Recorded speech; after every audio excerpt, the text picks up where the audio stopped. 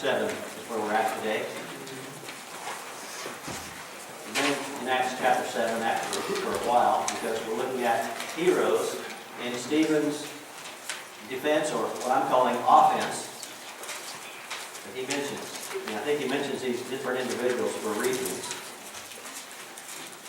He's giving this offense before the Sanhedrin, and in today's message we're looking at Moses. Interestingly, he gives the most time to Moses. The Jews, you see, held Moses in high standing because he was not only the deliverer, but he was also the lawgiver. And so Stephen realized in these Sanhedrin, Moses held a pretty high place in their opinion. After Joseph, which we looked at last week, a Pharaoh arose who knew not Joseph. And this new Pharaoh made the Israelites slaves. So for many years, the Israelites were in bondage under this new king who didn't know Joseph. And he made a decree, actually, because there were so many Israelites, he saw them as a threat. And so he made a decree that any male child that was born had to be killed. And the way they were to be killed was significant because they were to be thrown into the river and drowned. Now, we might not think too much about that until you understand the Nile River was one of their chief gods. And they believed that it was the Nile River that made it possible for them to grow all their crops. And so actually they were sacrificing the Israelite children to their god, the Nile River. We're going to look at Moses' life today in 3 parts. And these 3 parts can be easily divided because they're all 40-year periods of time. In this first 40-year period, Moses' parents, Amram and Jochebed, disobeyed the new king of the new Pharaoh's decree about throwing your child into the Nile River. For 3 months, they were able to hide Moses. But it was becoming evident that they weren't going to be able to do that much longer. And so, in a step of faith, a leap of faith, which we looked at last week, they decided to put their baby in a basket that they made and float him in the Nile River and leave it in God's hands, what would happen to him. Let's look at what Stephen says, starting with verse 19, reading down through verse 29. The Pharaoh, who knew not Joseph, took shrewd advantage of our race and mistreated our fathers so that they would expose their infants and they would not survive. It was at this time that Moses was born, and he was a lovely child in the sight of God, and he was nurtured 3 months in his father's home. And after he had been set outside, Pharaoh's daughter took him away and nurtured him as her very own son. Moses was educated in all the learning of the Egyptians. He was a man of power in words and deeds. But when he was approaching the age of 40, it entered his mind to visit his brethren, the sons of Israel. And when he saw one of them being treated unjustly, he defended him and took vengeance for the oppressed by striking down the Egyptian. And he supposed that his brethren understood that God was granting them deliverance through him, but they did not understand that. On the following day, he appeared to them as they were fighting again, and he tried to reconcile them to peace, saying, "Men, you are brethren. Why do you injure one another? But the one who was injuring his neighbor pushed him away, saying, Moses, who made you a ruler and judge over us? Did you not mean to kill me as you killed the Egyptian yesterday? Do you? At this remark, Moses fled and became an alien in the land of Midian, where he became the father of 2 sons. Moses had a problem, like most of us. He wasn't patient. He wasn't patient. Instead of waiting on God, he tried to take matters into his own hands. After all, he thought, I'm second in command in all of Egypt. I'm the prince. God had other ideas, however. The great preacher Philip Brooks was noted for his poise and his quiet manner. But he also, at times, suffered from frustration and irritability.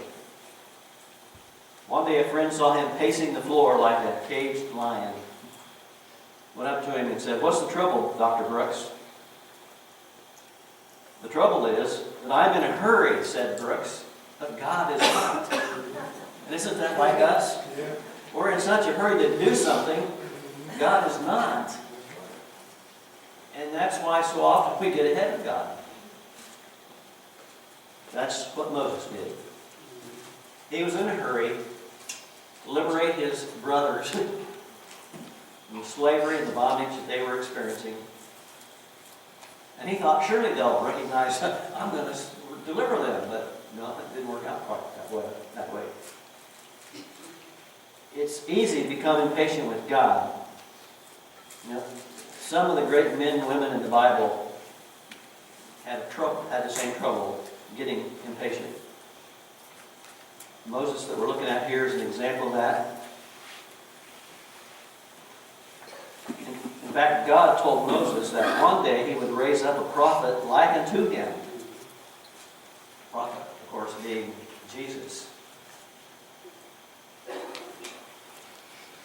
Well, Moses is supposed to be a model for us, even as Christ is. He was a great man of faith. Hebrews chapter 11 tells us that. It tells us that Moses made a decision. He chose life with his own people, which wasn't that great because they were all slaves, over life in the palace as the son of Pharaoh. Moses' faith was marred by impatience. And sometimes ours gets marred by our impatience.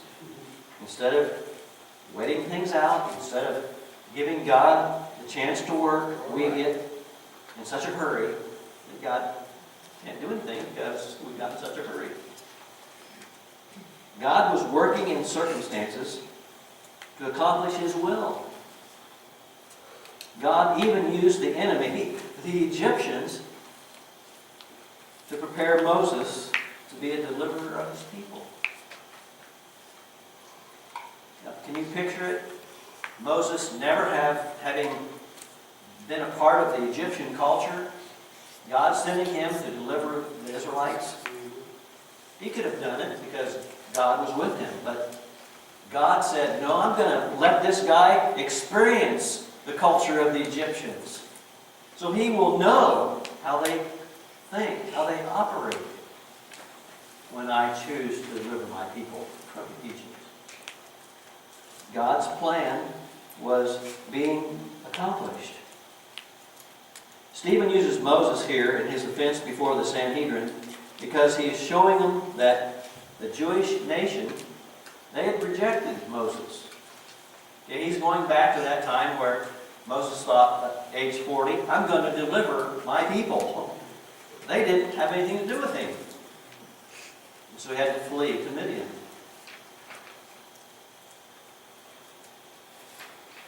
But the second time, when Moses was 80, and God called him to the burning bush,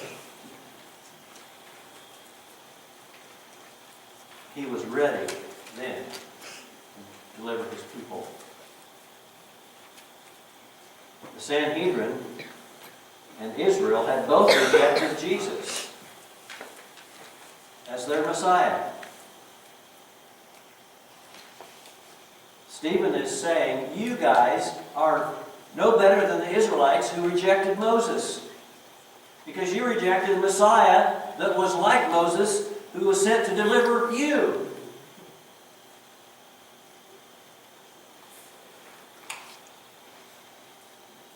That's the first 40 years. Let's look at the second 40 years.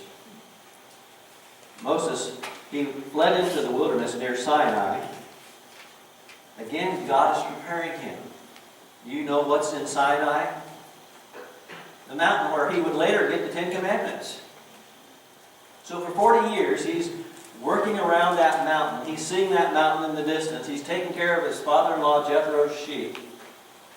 All the while, God is preparing him to deliver the Israelites. He married a wife, and Stephen says he had 2 sons, and we know that from the Old Testament too. And starting with verse 30, this is what Stephen says. After 40 years had passed, this is the second 40 now, when Moses is now 80, an angel appeared to him in the wilderness of Mount Sinai, in the flame of a burning thorn bush. When Moses saw it, he marveled at the sight. And as he approached, he watched it more closely. There came the voice of the Lord, saying, I am the Lord of your fathers, the God of Abraham and Isaac and Jacob. Moses shook with fear and would not venture to look even at the burning bush. But the Lord said to him, take off the sandals from your feet, for the place on which you are standing is holy ground. I have certainly seen the oppression of my people in Egypt, and have heard their groans, and I have come down to rescue them. Come now, and I will send you to Egypt. Now Moses is going back to Egypt, where he hadn't been for 40 years, to deliver his relatives, his brothers, the nation of Israel. See, Moses' impatience cost him 40 years in the wilderness. It must have been very humbling as the Lord was preparing him during that 40 years. We don't have a whole lot of information about what Moses did other than tending sheep and having kids during that time.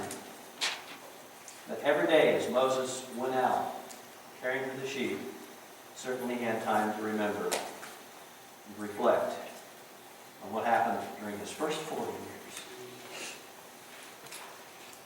God confirmed his choice of Moses to deliver the Israelites by using the burning bush.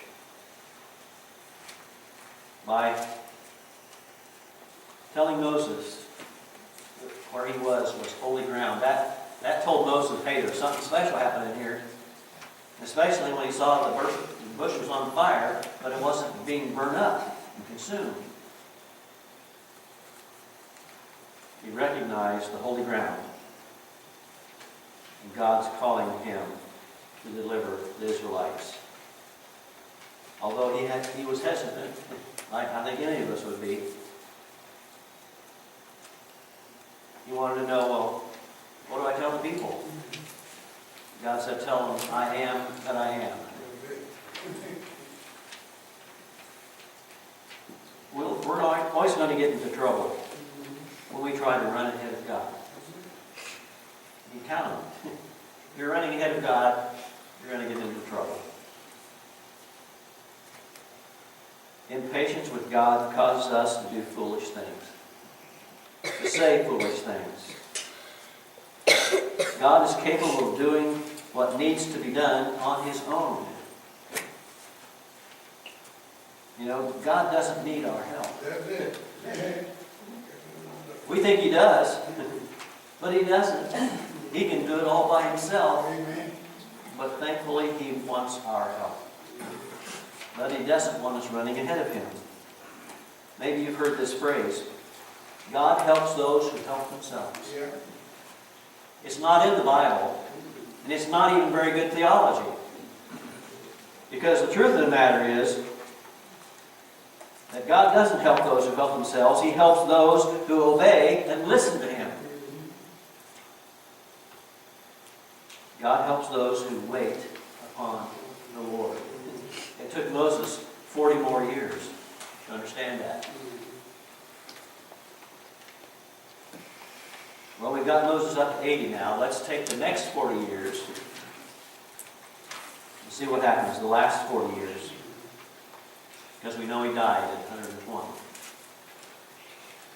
Stephen finishes speaking about Moses by telling us about Moses going back to Egypt and delivering the children of Israel. He doesn't go into a lot of detail. We could get all the details if we go back to the Old Testament, to Exodus, but what he tells us is enough. I think one of the best lessons in the story of Moses is that even though Moses messed up when he was 40, God didn't give up on him. God could still use him. And for all of you that are up in years, God can use even 80-year-olds. He used Moses to deliver Israel from Egypt. God can still use us when we mess up too. I think the lesson here is what God's looking for is availability rather than ability. In Acts chapter 7, starting with verse 35, Stephen says this. This Moses whom they disowned, saying, who made you a ruler and a judge over us, is the one whom God sent to be both the ruler and the judge over you. With the help of the angel who appeared in the burning bush, this man led them out, performing wonders and signs in the land of Egypt. That's talking about 10 plagues. And through the Red Sea, even into the wilderness for 40 years. So there's the last 40 years he's doing all this, leading the people. This is the Moses who said to the sons of Israel, God will raise up for you a prophet like me from your brethren. He was talking about Jesus. This is the one who was in the congregation in the wilderness together with the angel who was speaking to him on Mount Sinai and who was with our fathers, and he received living oracles to pass on to you. That's the 10 Commandments and all the other laws that we got there on Mount Sinai.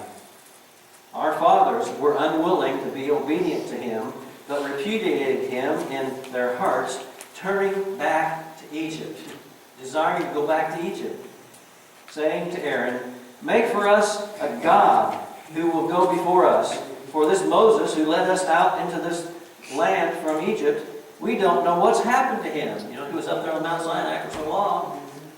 They thought he must have died or something up there. So let Aaron, you make us a god, one of those gods we worshipped back there in Egypt. Verse 41. At that time they made a calf and brought a sacrifice to the idol, and were rejoicing in the works of their own hands. That God turned away and delivered them up to serve the hosts of heaven. As it is written in the book of the prophets, it was not to me that you offered victims and sacrifices 40 years in the wilderness, was it? O house of Israel? You also took along the tabernacle of Moloch and the star of the god Rephaim, the images which you made to worship. I also will remove you to Babylon. See, the Egyptians brought some of their gods along with them. The Israelites brought some gods through Egypt along with them to worship. The god of Moloch, the star, the god of Rapha. And they worshipped them. The golden calf they had made to worship. And they did worship the golden calf. You may remember what happened.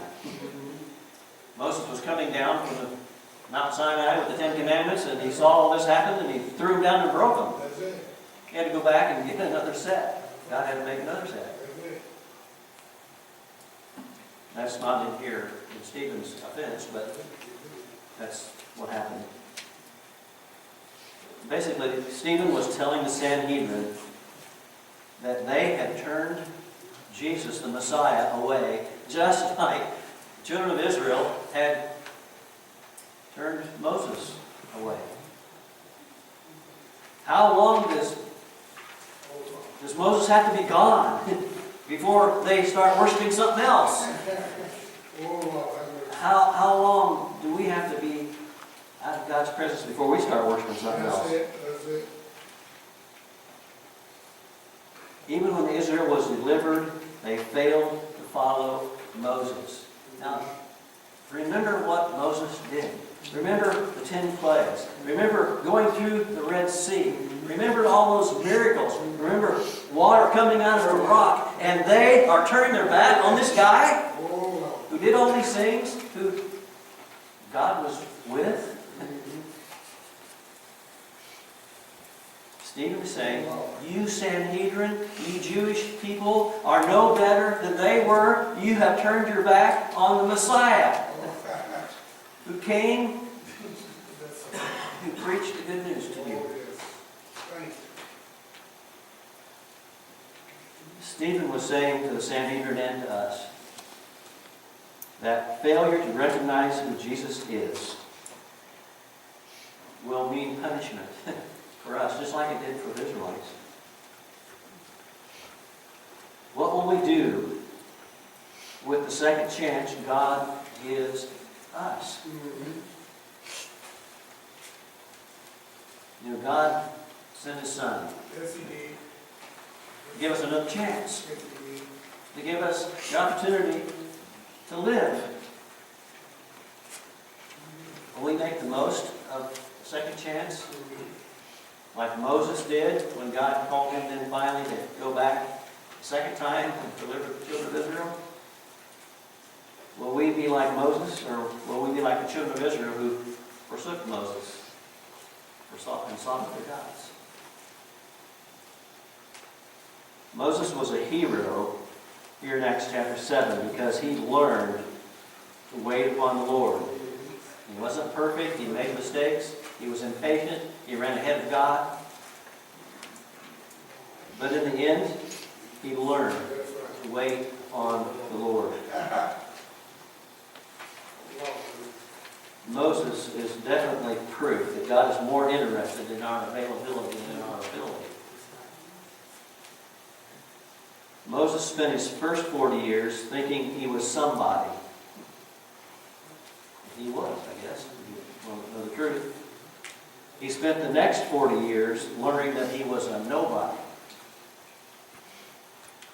And then he spent the last 40 years discovering what he could do and what God could do with a nobody who was available. What can God do with you?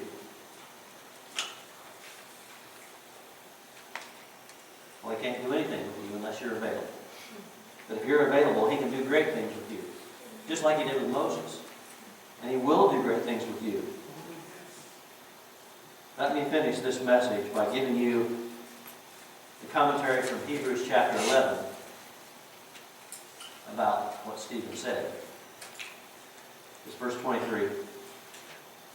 It was by faith that Moses' parents hid him for 3 months when he was born. They saw that God had given them an unusual child. Don't all parents think that of their kids? They're pretty special, aren't they? They saw that God had given them an unusual child, and they were not afraid to disobey the king's command.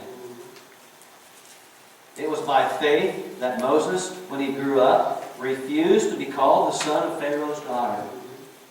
He chose to share the oppression of God's people instead of the passing pleasures of sin.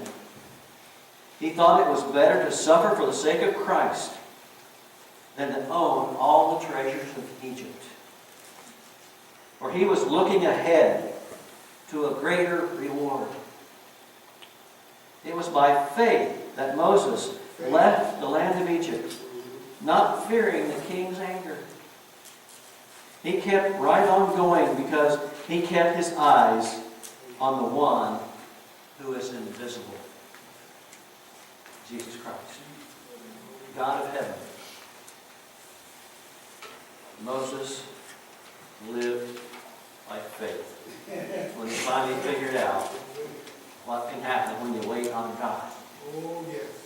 This morning we're singing the invitation hymn. And I hope you have figured out the great things God can do with you when you wait upon Him.